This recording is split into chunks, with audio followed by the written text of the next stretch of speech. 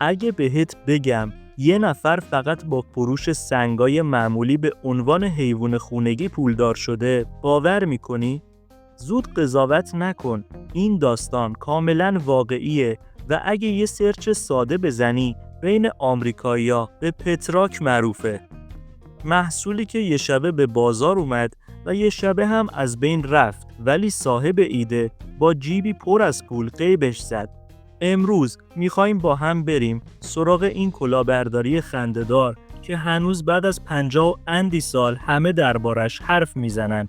با رادیو فکت همراه باشید.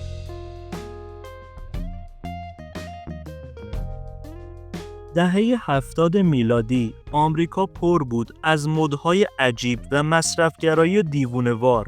مردم دنبال هر چیزی بودن که بتونه براشون فان باشه. هر چی که مد میشد کاربردش مهم نبود، مردم میخریدن. یه روز شلوار پاچه گشاد مد بود، فرداش توپای لاستیکی. خلاصه که جامعه آماده پذیرش هر ایده مسخره‌ای بود، به شرطی که سرگرم کننده باشه یا همه داشته باشنش. اینجا بود که یه مرد به اسم گری دال با یه شوخی ساده تاریخ سازی کرد.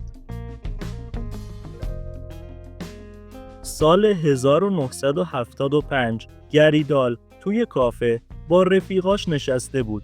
داشتن غر می زدن که حیوان خونگی خیلی دردسره. باید غذا بدی بهش، تمیزش کنی، ببری دکتر و کلی خرج داره. گری خندید و گفت کاش یه حیوان خونگی بی دردسر داشتیم. مثلا یه سنگ. همه خندیدن و رد شدن. ولی گری اون شب با خودش فکر کرد چرا که نه؟ گاهی اوقات آدمای دیوونه کارای دیوونه واری میتونن بکنن. گری فرداش رفت کلی سنگ رودخونه ارزون خرید. 2 چشمم روشون گذاشت. بعد گذاشتشون توی جعبه‌های مقوایی که شبیه جعبه حیوانای خونگی طراحی شده بود. حتی روش سوراخ تهویه هم گذاشت. داخل جعبه‌ها هم یه لایه پوشال ریخت شبیه لونه. اما شاهکار اصلی چی بود؟ دفترچه راهنما.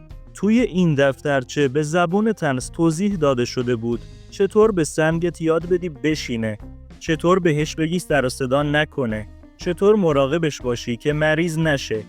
این چیزا مسخره به نظر می اومد، اما برای مردم باحال بود.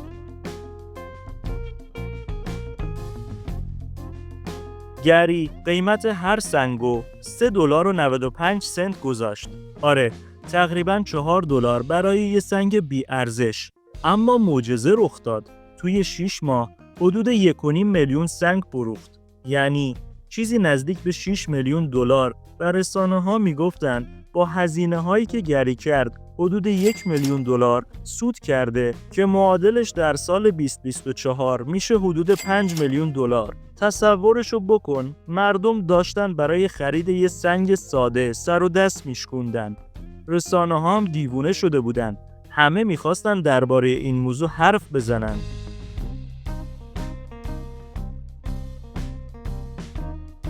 مردم اولش میخندیدن، این سنگا رو میخریدن و به رفیقاشون هدیه میدادن. ولی بعد چند ماه دیگه تب و تاب خوابید. فروش به شدت افت کرد. تا سال بعدش که پتراک تقریباً مرده بود. گری دال سودش رو گرفته بود و رفته بود دنبال زندگی خودش. میخوام بهت اینا رو بگم که چرا مردم این محصول رو خریدن. گری دال با این پول چه کارایی میتونست بکنه و همین الانم چه چیزایی مثل پتراک وجود داره. اما قبلش لایکو بزن و بیا ادامه ویدیو.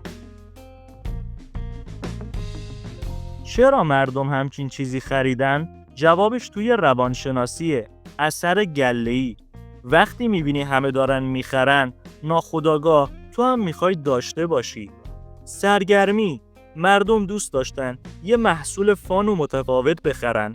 بعضیا برای شوخی به دوستاشون هدیه میدادن. بعضیا هم کلکسیونر بودن و جمع میکردن چون میگفتن یه روز اینا خاص میشه. کلی چیزای دیگه مثل پتراک وجود داشته و همین الانم وجود داره.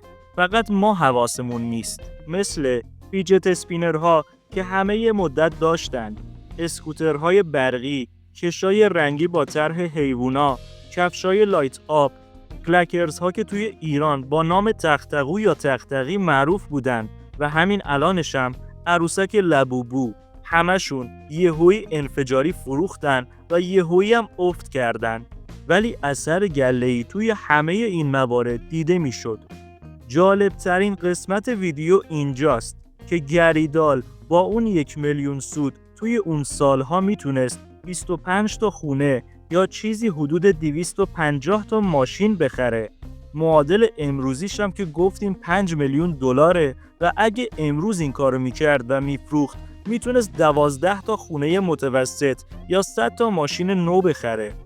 پتراک نشون میده دنیا پره از محصولاتی که شاید مسخره به نظر بیان، اما اگه زیرکانه بازاریابی بشن میتونن میلیون ها دلار بفروشن.